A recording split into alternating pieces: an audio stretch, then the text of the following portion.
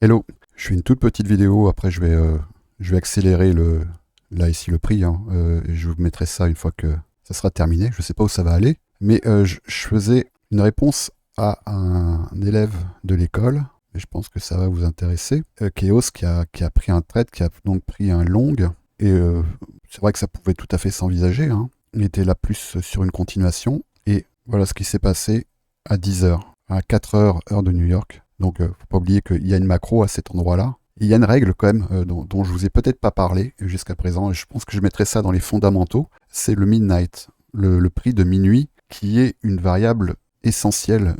C'est presque, j'ai envie de dire, s'il devait y avoir un X dans les algos, ce serait ça. Ce serait le prix de minuit. Alors, minuit, heure de New York. Donc, j'avais pris deux exemples. Voilà, donc ici, le prix de minuit. Et regardez ce que le prix il fait. Il vient toucher ici, il bounce, et à 10 heures, qu'est-ce qu'il vient faire? Il vient retester le prix de minuit. Mais ce qu'il laisse derrière lui ici, voilà, c'est deux bougies vectorielles, en l'occurrence, c'est une inefficience. Donc, si le prix de minuit est retesté une troisième fois, il y a fort à parier que ça sera pour cette fois-ci opérer une transition, qu'il reteste ce prix et qu'il aille chercher dans un premier temps ses inefficiences ici, et dans un deuxième temps, les sell-side liquidity, les SSL. Et voilà ce qu'on a sur le Nasdaq. Exactement la même chose, mais là dans l'autre sens. Prix minuit, là, rejet sur le midnight. Ici, on reteste à nouveau le midnight, rejet, on le reteste. Et là, c'est juste une mèche. Et ensuite, on part plus bas.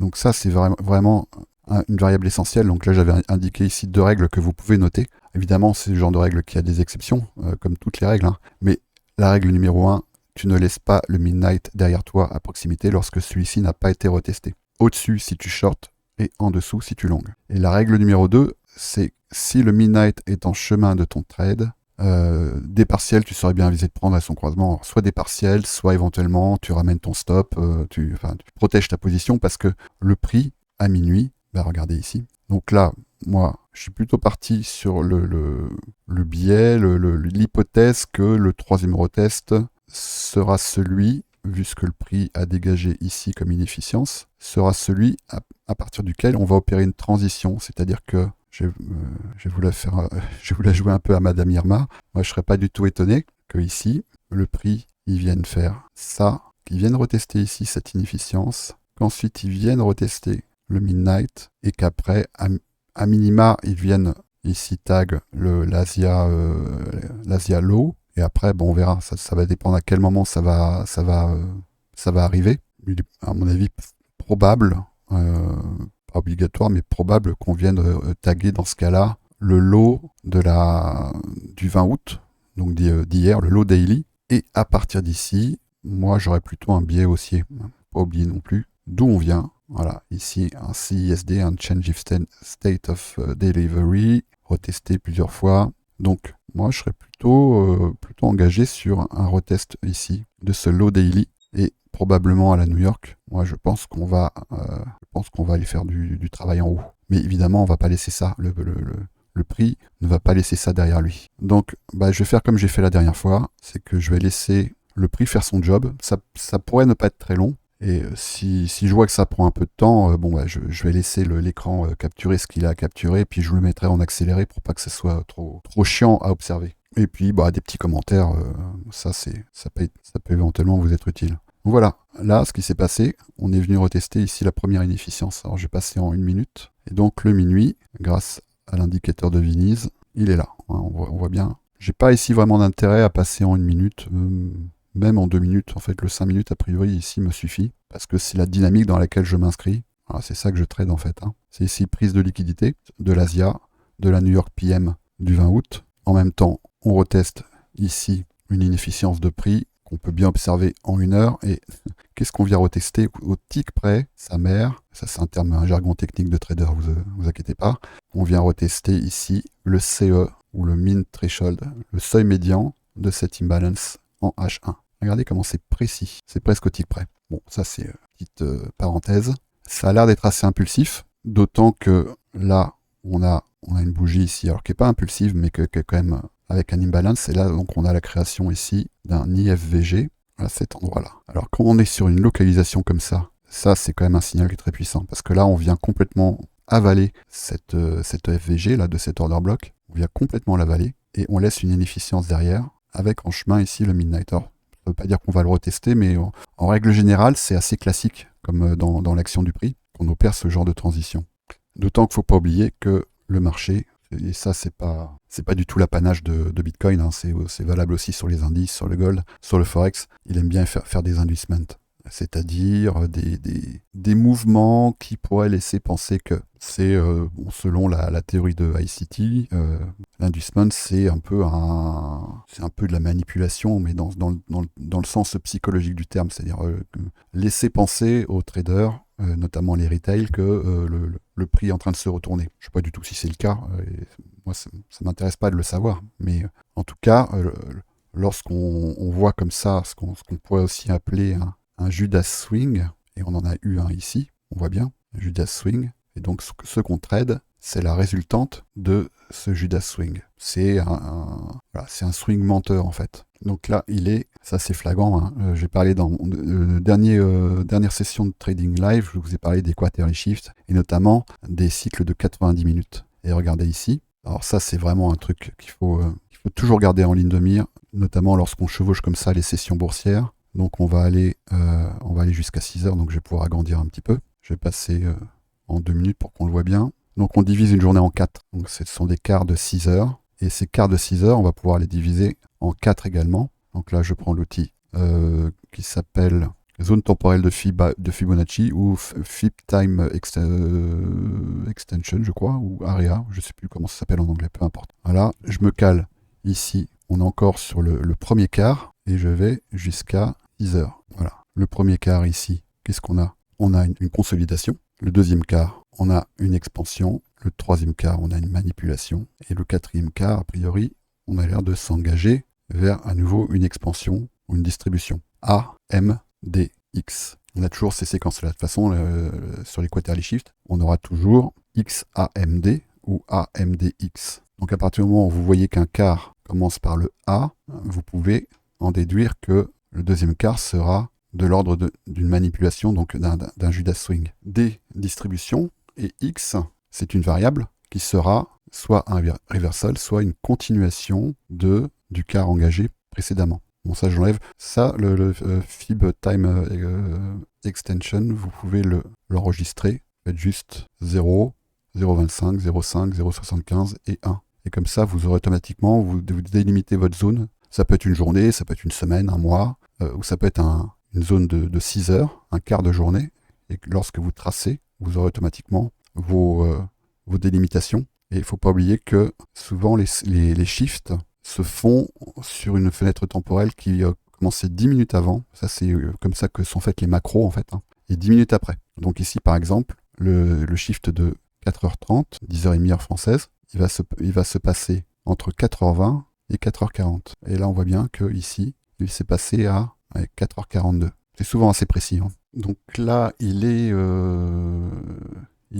5h30. J'ai juste bien observé ce qui va se passer. On n'y est pas encore, hein, il reste encore une demi-heure. Ce qui va se passer à midi. Parce qu'à midi, on peut avoir. Donc ici, on était sur un AMDX. On peut très bien avoir un X AMD ou à nouveau un autre AMDX. Mais assez souvent, on peut avoir un influx dans cette zone-là, donc entre 5h50 et 6h10. Donc je pense que la première target, on devrait y aller, je pense. Après, le low daily, peut-être que le marché va se réserver ça pour l'Open New York. Alors, une des raisons, moi, pour laquelle j'aime bien trader la London et la pré-London, c'est que c'est souvent des sessions qui sont pas très volatiles. Donc, ça veut dire que on a le temps d'observer le prix, de comprendre un peu la dynamique. C'est vrai que l'Open New York, et notamment la Silver Bullet de New York, souvent, c'est très véloce. Et parfois, on peut se retrouver à prendre des décisions un peu, pas irréfléchies, mais on est obligé de réagir très vite. Alors que la London, bon, l'inconvénient, c'est qu'il ne faut pas être pressé, souvent, quoique. Mais par contre, on a quand même le temps de voir et d'observer le prix et de comprendre un peu la dynamique dans laquelle on s'inscrit. Notamment, moi j'aime bien la London parce que on sort souvent d'une zone de consolidation qui va être inscrite dans le low et le high de la New York PM. Vous voyez, ici c'est bien clair. Ici on a le low de la New York PM, le high, et on voit bien que la session asiatique elle s'est inscrite dans ce range. Et assez souvent, on va avoir un premier mouvement, donc le fameux Judas Swing, alors soit par le haut, soit par le bas. Et assez souvent, la London, une fois qu'elle s'est occupée d'une borne de ce range, elle va venir s'occuper de l'autre. Et après, le boulot de la New York, notamment la New York AM, ça va être de s'occuper d'une des deux bornes de la London. C'est assez souvent le cas. Donc là, j'affiche la charte en 2 minutes. Je pense que c'est un bon compromis ici. On voit qu'on a une dernière imbalance là, qui n'a pas encore été entièrement travaillée. Une fois qu'elle sera travaillée, je ne serai pas du tout surpris qu'on vienne retester le midnight. Donc c'est pour ça, si par exemple vous tradez avec un trading stop loss, c'est évident que moi c'est pas ici que je le mettrai, le trading stop loss. C'est pas ici. Éventuellement, je pourrais le mettre ici. On n'est pas censé là venir, on peut très bien déborder un peu de midnight, mais pour que la dynamique soit considérée comme intacte, on n'est pas censé venir trop travailler au-dessus. A priori, ce qui va dans le sens d'une résolution favorable de ce trade, c'est ici ce relative equal low. D'autant que si on regarde bien ici, on est à... Bon, alors après, je suis sur Bitget, donc faut faire attention parce que c'est pas aussi liquide que sur Binance. Ici, je suis à 58 719.8 et ici, je suis à 58 724. C'est-à-dire que ici, ce lot n'a pas été pris. Je vais quand même aller vérifier sur Binance. Et sur Binance, là, on est à 58 728.9 et là, 58 729.6. Alors ici, il a été pris à quelques types près, mais ça constitue toujours ici un relative equal low. C'est pas suffisamment franc pour que ça invalide ce point d'intérêt, à mon avis. Donc pour l'instant, ici ça reste d'actualité. Donc la réaction du prix au contact de cette imbalance, qui est un imbalance vectoriel, on voit que ici cette bougie a 3 fois plus de volume que les 10 bougies précédentes. Est-ce qu'on le retrouve en 5 minutes? En 5 minutes non, et en 1 minute, oui. Donc là on vient retester cette IFVG, Inverted Fair Value Gap, donc bearish.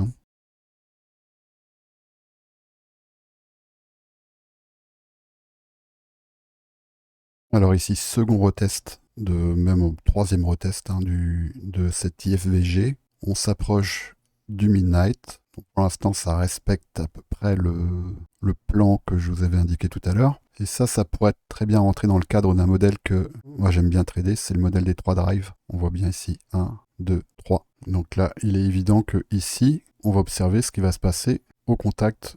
Voilà, ça y est. Et vous observez l'heure à laquelle ce retest se fait, 5h50. On rentre ici dans la fenêtre temporelle de Quarterly Shift, donc entre 5h50 et 6h10. Donc le prix pourrait tout à fait mécher au-dessus, mais il n'est pas censé venir travailler au-delà de ce point, le midnight, qui est censé opérer comme une sorte d'axe de transition en fait, un axe de rotation.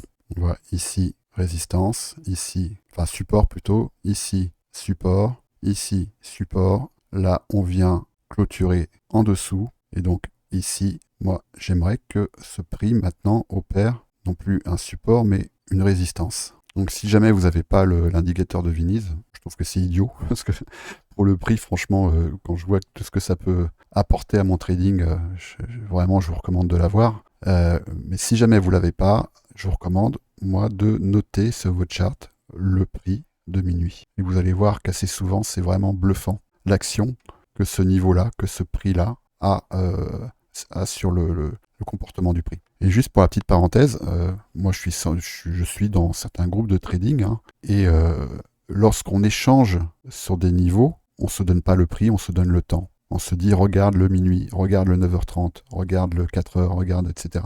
Bon ben voilà. Bon, après c'est pas terminé, mais regardez un peu l'action du minuit. Donc là, je faisais mon kéké tout à l'heure en disant je vais pas faire Madame Irma, mais là-dessus, ICT, je trouve qu'il a raison en fait de dire ça. C'est-à-dire que on dit souvent on peut pas prédire le prix. On peut pas le prédire, mais malgré tout, c'est un peu notre travail en tant que trader que de le prédire. C'est ce qu'on essaye de faire. Et parmi les variables qui permettent de prédire l'action du prix, le minuit, c'est quand même quelque chose qui est redoutable. Donc après, effectivement, on pourrait très bien ici opérer une résistance et au contact de cette imbalance ici, aller plus haut. Ça, c'est tout à fait possible. Mais je serais franchement très étonné que le prix ait pour projet d'aller plus haut, d'aller notamment retravailler ici cette imbalance en laissant ce relative equal low derrière lui. Bon, il peut, mais vraiment, je serais surpris. Après, est-ce que je suis souvent surpris par Bitcoin? Oui. Donc, c'est pas du tout une référence. La surprise, ça fait partie de l'ADN du marché. Sinon, on serait gagnant à tous les coups. Donc, faut pas oublier dans quel time frame moi j'ai réalisé cette trade. C'est du 5 minutes, donc il faut quand même revenir régulièrement aux 5 minutes. Pourquoi? Parce que regardez ce que le 2 minutes ne montre pas. Le 2 minutes, il me montre des corps de bougies ici. Par contre, ce que me montre le 5 minutes, en termes de dynamique, c'est une mèche ici. Et c'est à nouveau une mèche ici. On voit bien comment le prix est venu mêcher juste au contact ici du prix de minuit. Et comment, ici, dans cette zone, il semble vouloir être rejeté par cette IFVG, Inverted Fair Value Gap. Donc là, il est 5h57. On va bientôt arriver donc sur le shift de 6 heures, AMDX.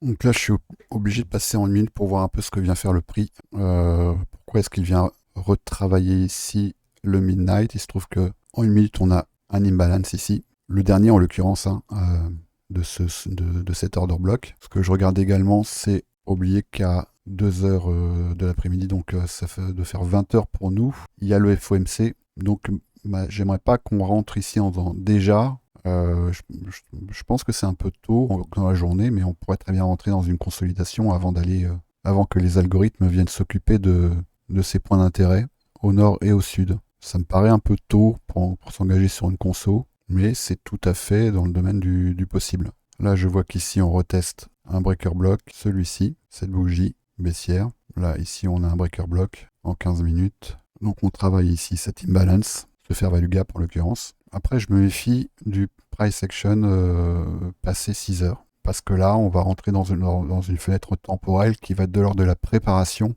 de la session new-yorkaise. Donc, vu qu'on n'a pas atteint mon objectif, je vais probablement le revoir les prétentions de ce trade, et en tout cas prendre des partiels. Prendre des partiels si on vient ici, tag le lot de la session londonienne, parce que maintenant, le voici. Et évidemment, la session asiatique et la New York PM ici. Je serais très étonné qu'avant la session de New York, on vienne attaquer le lot daily à cet endroit. Et ce que je peux observer sur un autre écran, du coup, c'est la dynamique du Nasdaq qui s'engage également dans une phase de conso. Voilà, donc tout ça, à mon avis, voilà, ces bornes-là, tout ça, c'est réservé, je pense, pour soit la New York IM, soit le FOMC. Je pense qu'on peut intégrer sur le Nasdaq ce range ici. Voilà, je serais très étonné que d'ici le FOMC, on sorte de ce range-là. Alors là, on fait jouer la fractalité. Ici, vous voyez, j'ai mis un fib là sur cette mèche, une mèche étant une inefficience de prix, et c'était notamment pour me permettre d'évaluer la réaction du prix sur le seuil médian de cette mèche, ce qu'on appelle le CE, le Consequent Encroachment. Ce qu'on peut voir, c'est que ce qui nous a amené au retest de cette mèche, ici, c'est une bougie impulsive. Alors, elle n'est pas impulsive en termes de volume, mais en tout cas, elle est impulsive en termes d'action du prix. Elle laisse derrière elle, on le voit bien ici, une imbalance. À partir du moment où cette imbalance au contact du CE de cette mèche vient être comblée, et si on vient clôturer en dessous, évidemment, on va retrouver la dynamique qu'on avait observée ici, c'est-à-dire imbalance, invalidation, inverted fair value gap. Donc ça, évidemment, on ne peut pas l'anticiper, mais c'est ce que je vais rechercher ici. Donc là, toujours par rapport à la thématique de cette trade, c'est pour ça que j'avais partagé, c'était aussi pour montrer un peu à quel point le prix de minuit, est un point de rendez-vous. Vous voyez un peu comment tout se passe autour de cet axe ici, là, de prix. Et donc, ce prix ici, c'est 59 282 sur BitGate. Après, sur Binance, il doit être un peu légèrement différent. On voit qu'on a un spread. Ici, on est à 59 272 et sur Binance, on est à 59 280 et quelques. Là, je rappelle, c'est du temps réel, c'est pas du replay. Il est ici, heure de New York, 6h23 et en France, il est 12h23.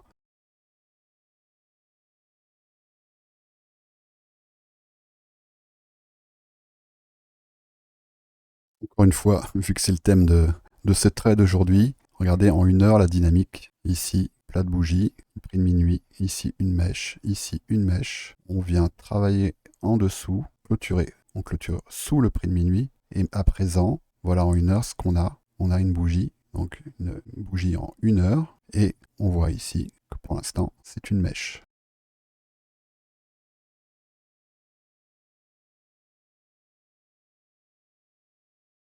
Alors là, je suis pas trop fan de l'action du prix, mais faut pas oublier cependant sur le coup de quoi on est encore pris. Et en l'occurrence, c'est ici ce breaker en 5 minutes. Donc ça correspond à 7 bougies et un breaker est souvent retesté. Donc là, j'ai deux options. Soit je ramène mon stop ici et je prends voilà, un demi-air à peu près. Pourquoi pas? Ça, c'est envisageable. L'autre option, ça va être de prendre le risque du retest de cet imbalance ici. Mais ce qui me chauffe pas trop, c'est qu'on va s'approcher là. Pour l'instant, il est 7 heures. Et donc l'ouverture de la New York AM, c'est 9h30. Mais il y a l'ouverture du CME, l'ouverture de Chicago, c'est 8h30. Donc c'est dans 1 heure et demie. Là, en tout cas, il est clair qu'on n'est pas à présent dans une fenêtre temporelle qui est idéale en fait. Mais là, il est 6h54 et je vais quand même attendre juste pour voir ce que nous réserve le shift de 7 heures. Donc là, ça correspond à une macro, hein. Là, c'est pas un quarterly shift, mais il y a souvent une macro à 7 heures et à 8 heures. Là, mon hypothèse privilégiée, vu ce que le prix laisse derrière lui, c'est qu'on est encore dans le registre du Judas Swing. Et c'est ce que je peux observer également ici sur le Nasdaq. On voit bien, hein. Là, le prix est venu prendre le sommet de la session asiatique et il s'est arrêté juste avant de prendre le low de la session asiatique. Donc je pense qu'il se le réserve pour probablement la New York. Il est possible qu'on s'engage dans un flux baissier sur la New York, hein. C'est fort probable. Et en 1 heure, ce qu'on peut voir, là c'est assez clair également, c'est qu'il reste ici un imbalance dans cette zone. Je vais d'ailleurs le noter. Et ça, il s'agit également d'un IFVG.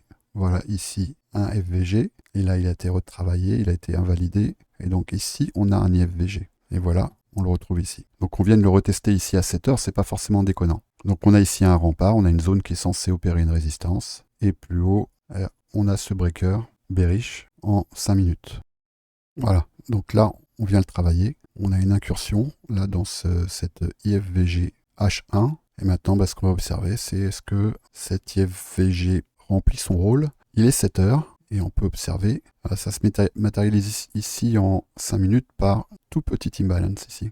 On peut voir un peu plus clairement. On n'a pas d'inefficience ici en 1 minute, en 2 minutes non plus. On commence à l'avoir en 5 minutes et j'imagine qu'en 15 minutes, même pas. Donc en termes de fractalité, le 1 heure aura plus de poids que le 15 minutes, qui aura plus de poids que le 5 minutes, etc. etc. Donc, avant de sortir, parce que ça fait partie des possibilités, hein, avant de quitter ce trade, moi j'ai essayé encore ces deux options, cet IFVG et ce breaker ici en 5 minutes. Et si ça doit se solder par une perte, ça se soldera par une perte, c'est pas un problème, ça fait partie du trading. La peur de perdre, c'est ce qui fait souvent on peut passer à côté d'un trade qui au final aura été gagnant. Et c'est souvent le marqueur d'un problème que beaucoup de traders rencontrent, qui est le sizing. Si vous avez peur de perdre, ça témoigne de deux choses. Déjà, vous avez probablement un sizing trop important, ce qui fait que le fait de perdre un trade devient douloureux. Ça, c'est une première chose. La deuxième chose, c'est que vous n'avez pas confiance en votre modèle et peut-être même que vous n'en avez pas de modèle. Donc il faut un modèle. Ça, c'est très important. Un modèle dont vous connaissez, sachant que vous avez respecté ces conditions, dont vous connaissez la probabilité de gain, ce qui vous autorise des pertes en fait. Parce que vous savez que si vous perdez un trade sur deux, voire même pourquoi pas si vous perdez deux trades sur trois, mais que le win rate fait que vous serez quand même en gain au final. Là ici en l'occurrence, je suis sur un win rate, sur un RR plutôt, de 3,86. Ça sera de toute façon, en admettant que ce trade soit gagnant, évidemment, moins de 3,86 parce que moi je compte prendre des profits ici, sur le lot de la London. Là ici je prendrai au moins 50%. Ici, sur le lot de la session asiatique et de la New York PM, avec cet equal low. Et puis sur ce lot daily. Donc au final, ça sera probablement, en admettant que ce trade soit gagnant, un 2,5 à 3 pour 1, mais pas un 3 à 3,8 pour 1.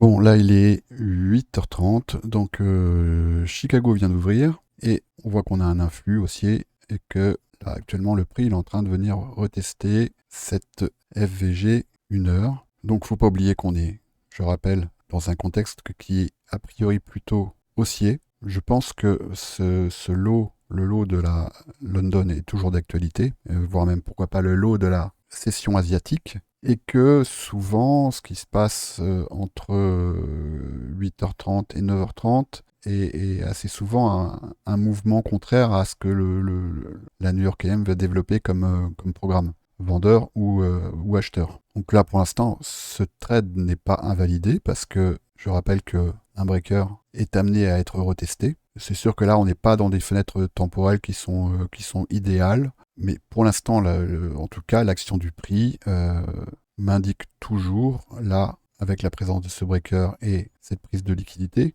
qu'on a des choses à faire dans cette zone. A priori, si on s'apprête à avoir une session new-yorkaise haussière, on devrait normalement commencer par prendre les lots qui se situent ici. Et c'est vrai que ce relative equal low, même si ce lot ici a été pris de quelques ticks sur Binance, alors j'ai quand même regardé sur le CME. Alors sur le CME, on peut voir que ce lot ici, le lot de la session asiatique, n'a pas été pris. Donc ça pourrait tout à fait être le signe que le premier objectif, ce serait ces deux lots ici. Mais on n'est pas à l'abri, entre l'ouverture de Chicago et l'ouverture de New York, de venir prendre le high de la London, à l'ouverture de New York, de venir prendre ces trois lots, la London, l'Asia, la New York PM, voire même pourquoi pas le lot daily, pour ensuite aller vers une expansion positive. Donc on voit ici en 5 minutes que le prix est venu complètement refermer cette IFVG.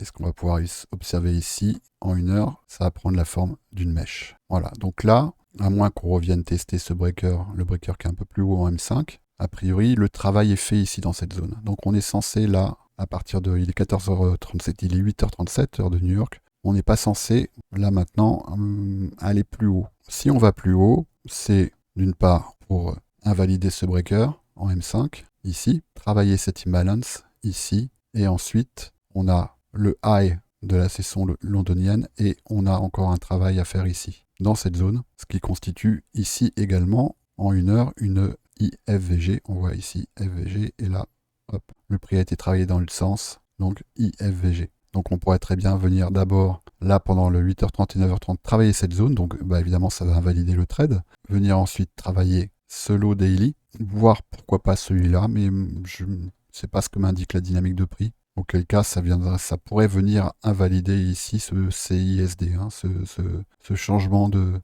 caractère, ce changement dans la livraison du prix. Bon, là, c'est un peu aussi par curiosité et puis pour un peu aussi pour des questions pédagogiques que je conserve ce trade. C'est pas dans mes habitudes de garder un trade de la London aussi longtemps. En règle générale, moi, je pense que en règle générale, j'aurais pris probablement. Alors, soit j'aurais mis un stop loss ici, auquel cas bah, j'aurais été sorti en BE positif, mais j'aurais pu aussi envisager de sortir à 6 heures. J'aurais tout à fait pu envisager de sortir à 6 heures. Bon, là, je vais le garder, juste pour l'intérêt, et on va bien voir ce que le prix va développer. Encore une fois, si c'est une perte, c'est pas grave. Je connais le win rate de ce genre de setup. Je sais que sur cette fenêtre temporelle-là, le win rate est moins important. Ça, je peux le voir sur mon journal de trading. Et j'ai ici engagé un sizing qui fait que si c'est une perte, ça ne va pas changer ma vie. Et si c'est un gain, ça va venir s'ajouter aux autres gains que j'aurais fait par ailleurs. Mais par principe, je joue jamais ma vie sur un trade, quel qu'il soit, et quelle que soit la probabilité estimée de réussite de ce trade, je vais jamais engager ma vie sur un trade. Ça, c'est clair. Donc là, très clairement, hein, on a une news echo qui est donc le FOMC meeting qui est à 2h PM, donc 8h heure française. Il est bien évident que s'il y avait eu une news économique comme celle-ci, à 8h30, voire même à 10h, enfin, je serais déjà sorti depuis longtemps. Je pense que je serais sorti déjà à 6h en fait.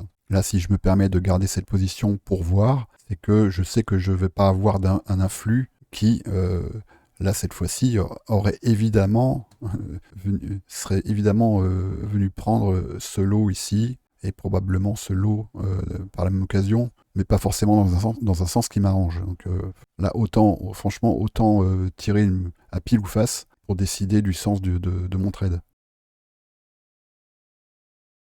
Alors après, la question, c'est pourquoi est-ce que, par exemple ici, je ne suis pas passé à BE? Parce que concrètement, par rapport à l'action du prix, donc ici, on a un retest de ce breaker en M5 qui a amené donc un flux baissier qui est juste venu retester ici cet imbalance de la session asiatique. Et concrètement, ici, à 14h30, j'aurais tout à fait pu rentrer sur cette localisation ici. Ça aurait tout à fait pu être mon entrée. Si j'avais ouvert une charte là à 14h ou 14h30, j'aurais tout à fait pu, à cet endroit, envisager d'ouvrir une position. Alors, je ne suis pas forcément fan de cette fenêtre temporelle là, de 8h30 à 9h30, mais voilà, en tout cas, ce genre de position aurait été tout à fait envisageable. Je suis a priori haussier sur Bitcoin pour la journée, et à partir du moment où je suis haussier, je fais l'hypothèse que le prix va d'abord venir chasser les stops sous ces lots, ici d'une part, et je pense ici également.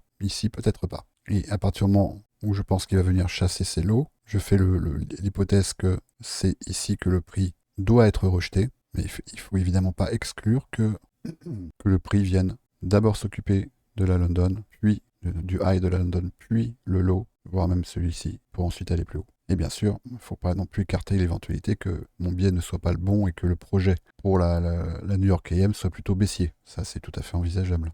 Donc après, c'est sûr que plus on s'approche de 9h30 et plus on reste dans cette zone, et plus moins je donne cher de la peau de ce breaker. Ça, c'est évident.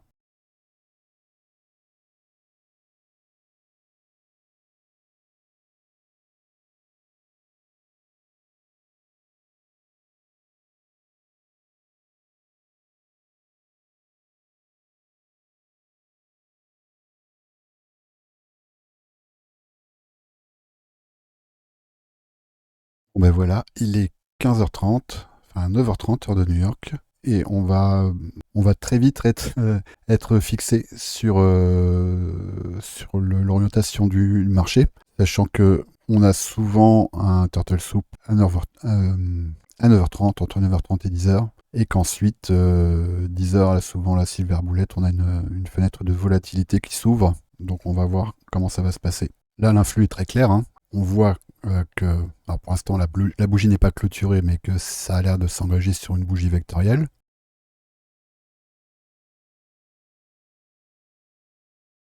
Voilà, ça y est. Bon, le trade est neutralisé, la position est neutralisée. Alors là, ici, j'étais assez défensif, j'ai pris 70%, j'ai sorti 70%, donc il me reste 30%. Et a priori, tel que ça a l'air d'être engagé, je vais réserver 20% pour ce relative equal low, et Moonbag ici sur le low daily. Idéalement, j'aimerais que ce travail-là soit terminé avant 16h.